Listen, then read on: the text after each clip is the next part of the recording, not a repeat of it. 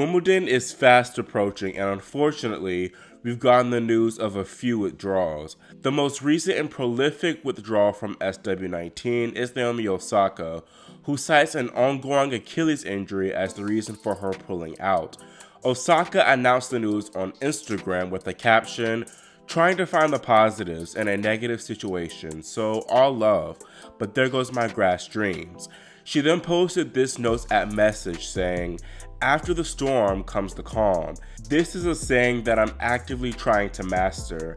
I feel like life keeps dealing cards and you're never going to be used to them, but it's how you adapt to uncomfortable situations that really says stuff about your character." I've been repeating mantras a lot in my head recently. I don't know if it's to subconsciously help myself through stressful times or to ease my mind into realizing that everything will work out fine as long as I put in the work.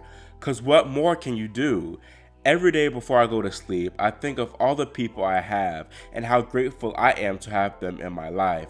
Honestly, just wish the best for them, and I hope that my existence brings them as much joy as they do me. She then included a carousel of pics of her on the grass with her racket, then showed some treatment of that Achilles issue with some acupuncture followed by ultrasound therapy. It is unfortunate that Naomi's had this injury struggle because things looked very positive at the beginning of the clay season. After a solid Miami Open Finals run, Osaka talked about how she wanted to get back to the top of the sport and wanted to truly master the clay. She trained hard in Europe and looked fit and strong in her opening round match in Madrid, where she dominated Anastasia Potapova. However, she aggravated the Achilles between that match and her next one against Serena Williams, where the injury clearly impacted her serve and movement. After losing 3-1 to Serena Williams, the Japanese woman withdrew from the Italian Open and came into the French with little match reps, which ended up hurting her as she fell to Amanda Anisimova in round 1. Osaka looked healthier in Paris than in Madrid, but the Achilles still appeared to be bothering her. Now, people were anticipating a Wimbledon withdrawal from Osaka, not so much because of the Achilles issue, but the 4-time slam champ did express skepticism about playing at SW19 due to there not being any points awarded as a result of the Russian and Belarusian players' ban. I think this was a mistake talking about the rankings point stuff, because afterwards people began criticizing her and they accused her of running away from the natural surfaces and honestly tennis in general. Osaka did seem to prep for the potential backlash following a Wimbledon withdrawal, posting footage of her doing underwater training due to the Achilles injury. Even though some were still accusing Naomi of avoiding the grass, she seems to have been truly affected by this injury for a while, making darker, more cryptic tweets like this. Naomi now continues her absent leave from Wimbledon, not playing there since 2019, where she fell in the opening round. In 2020, the tournament was cancelled due to COVID, and in 2021, Osaka skipped the event due to mental health concerns. It is unfortunate that Naomi has yet to make a mark on the natural surfaces, but right now she has to listen to her body. Like she said herself, there will come the calm after the storm, and hopefully the Achilles will be 100% for the hardcourt season. Now, 2 other stem winners who won't be playing at Wimbledon are 5-time champ Venus Williams and 2020 Australian Open victor Sonia Kenin. Venus didn't give a specific reason to fans for why she decided to not take a wild card for Wimbledon, but she said that she'll be cheering on big sis Serena from the sidelines. Meanwhile, Sonia Kenin continues her hiatus from the tour, pulling out of the tournament a few days ago. The American appeared to be dealing with a leg injury that she's been rehabbing since April. She originally planned on making her comeback on the grass, setting up for a few lead-up events.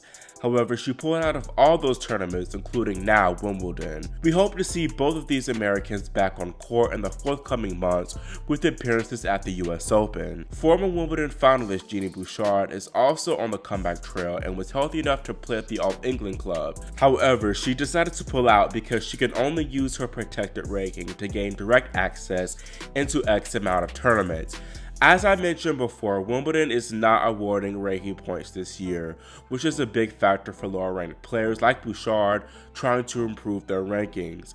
Meanwhile, on the men's side, Alexander Zverev withdrew from SW19, which isn't a surprise at all, seeing as he recently had surgery for torn ligaments. Additionally, Dominic Thiem won't be going to England and will instead be grinding on the practice courts and playing smaller clay events to try and regain his top form. Thiem's had a pretty rough comeback to the tour this year following his wrist surgery last season, going 0-6 in 2022. Now, a man who is planning on playing Wimbledon is two-time champion Rafael Nadal. Nadal has been training for the grass court slam in Mallorca, where he told the local press of his prospects. "I'm happy. I haven't been limping for a week," said Nadal. "From day to day, the pain has been different, and that's progress. I have to wait a little. My intention is to try and play Wimbledon, and this week has told me that there is a chance. I've had 2 treatment sessions, as was planned. At the moment, the progress as I see it is satisfactory." Nadal, by the way, is referring to the radiofrequency ablation treatments he underwent last week, which I talked about more extensively in one of my past videos. "I have noticed changes with the treatment, still have strange sensations. Sometimes I can't feel my foot, but the pain that did not allow me to support my weight on my foot has subsided. I went without pain for a week and have been practicing, so it tells me that there may be a chance to play in the tournament. I'm prudent because I know that things change. At the moment, I've been able to train over these 5 days. That's progress, and it allows me to return to Wimbledon after 3 years. I'm excited about it. It's a question of taking it day by day, but giving myself a chance to compete. I haven't played on grass for 3 years, and I have to adapt. Every day I have been recovering sensations and feeling better. I have a week left before playing, and I have to test myself little by little," said Nadal. "Advancing in the first rounds is crucial. If you advance, you pick up the pace to reach the end. You have to survive no matter what." Nadal also added that he plans on playing a few exhibition matches at the Hurlingham Club to test out the foot a little bit more. Novak Djokovic, Carlos Alcaraz, Casper Ruud, and Felix Auger-Aliassime are among those confirmed for the EXO tourney. Now, Rafa announced some other big news, that he'll soon be a father. The 22-time Slam champion confirmed to reporters that he and wife Mary Siska Perello are expecting their first child together. "If all goes well, I'm going to be a father," Nadal said. "I don't know what would change in my life because I don't have experience, but I don't think it would change my professional life." He continued, "At this age, I thought I would have already been a former player and that I would have started a family. If I didn't see myself playing tennis, then possibly I could have had children before. At this age now, we're not going to wait 5 years." Nadal and Perello got married in October 2019 and dated for nearly 15 years prior before officially tying the knot. Nadal had previously talked about wanting children in the past, saying that he wants boys and girls and is a family guy who loves children. Specific details about the pregnancy aren't yet revealed, but I can confidently say that Rafael will make an excellent father. Congratulations, Siska and Rafa, and I wish you all a happy and healthy pregnancy. Now, moving over to the current results, we crowned 4 winners today for the second week of the grass swing. Matteo Berrettini's continued his superb run of form on the grass after beating Filip Krajinovic 7-5, 6-4 to defend his Queen's Club title. Berrettini's been a force to be reckoned with on the surface, winning 20 out of his last 21 matches on the grass. This is honestly an incredible effort from the Italian, considering how he's now won 2 back-to-back titles following surgery to his right hand back in March. Remember, he won the Stuttgart title last week, beating Andy Murray in the finals. These 750 points are crucial for Matteo, who won't be able to defend his 1,200 points from last year's final run at Wimbledon. Now, another person who's currently on a hot streak on grass this season is Beatriz Haddad-Maia, who won the Roth Estate Classic title. Now, it rained in Birmingham Saturday, so the women had to play their semifinal and finals matches all in one day. Haddad-Maia and Shuai Zhang both took out Romanian Simona Halep and Sorana Costea respectively in 3 sets. Unfortunately, the wear and tear was too much for Jane to bear, as she also was in the doubles final alongside Elise Mertens. The Chinese woman ended up retiring down 4-5 to hand Beatrice her second consecutive trophy. The Brazilian won her maiden tour title last week in Nottingham and has now cemented herself as a pretty solid contender for Wimbledon. Now, another WTA final was cut short as Belinda Bencic was forced to retire down 6-3-2-1 to Ons Jabeur during the Bet1 Open final. Jabeur, as always, showed excellent sportsmanship, helping Bencic tend to her ankle injury. Ons now claims her third title of the season, while moving up to a career-high ranking of 3.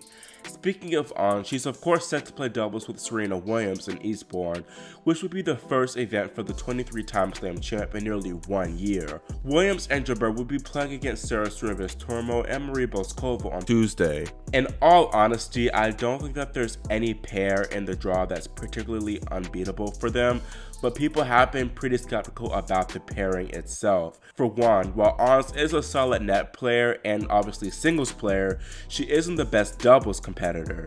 She doesn't play doubles that often, and when she does, she typically loses. In fact, she's on a 5-match losing streak in doubles. And then we've seen footage of Serena practicing her serves in Eastbourne, and Arena's army isn't really feeling it. I personally didn't see anything wrong with her practice form. Serena actually looks pretty fit in my opinion. We haven't seen any footage of Williams actually hitting ground strokes though, but until her and Ons officially step out on that doubles court, we'll just have to wait and see. Also, while I was editing this video, some more details have come out about Serena and Ons' partnership. First, Ons has officially withdrawn from the Eastbourne singles event to focus on doubles only, which I think is a very smart move. Now, Jabeur and Williams haven't yet practiced with one another, and Serena did cancel her scheduled practice session for today, saying that she needs a day off. People have been freaking out because of this and the fact that Serena hasn't yet spoken to the press. I'm not that worried because Serena knows herself and her body best at this point. There's also speculation that Serena canceled the practice session when she caught wind of the media being in attendance. I really like the fact that Serena is keeping a very low profile, being very low key, and has been out of the spotlight. She knows she's going to be bombarded with a lot of questions about the comeback, and right now she probably just wants to focus on tennis solely. We did have one other championship match, which was in Halle, where Hubie Hurkacz dominated Daniil Medvedev 6-1, 6-4. A spectator did storm the court mid-match, but that didn't stop Hurkacz, who's played his hips off this event, getting excellent wins over Felix Auger-Aliassime, Nick Kyrgios, and now Medvedev. Hurkacz also seemed to really excel on grass, making the semis of Wimbledon last year. He's definitely going to be a force to be reckoned with in this year's championships, and he's now back inside the top 10. Medvedev, on the other hand, has had a solid grass season thus far, making back-to-back finals now. However, he'll definitely be disappointed to have not held a winner's trophy. I think something's going on with the Russian because ever since winning the US Open, he's been 0-5 in finals. He was pretty negative out there on court during the finals, yelling at his coach Joe Savara, who was having none of it and took his bag and left. This has happened before in the past, by the way, but I think Medvedev is perhaps a bit stressed because he's not able to compete at Wimbledon. He'll have one more shot at a grass title though, as he'll look to defend his Mallorca trophy next week. Now really quickly, one player was able to avoid the Wimbledon Russian ban. Russian-born Natalia Zalamidze, who's ranked 43rd in the world in doubles, will be able to compete in London after changing her nationality to represent the country of Georgia. It's not sure of whether the 29-year-old has family ties to Georgia or when she made the country switch application, but all that matters is that she was granted approval by the All England club and can compete. While on the topic of Russian and Belarusian bans, the US Open came out and said that they won't be banning any players for this upcoming major. That's all for this video, and let me know in the comments what you think about Osaka's withdrawal, Nadal's big announcement, and Serena's doubles prospects. Also, make sure you subscribe and click the notification bell so you're notified whenever I post new content.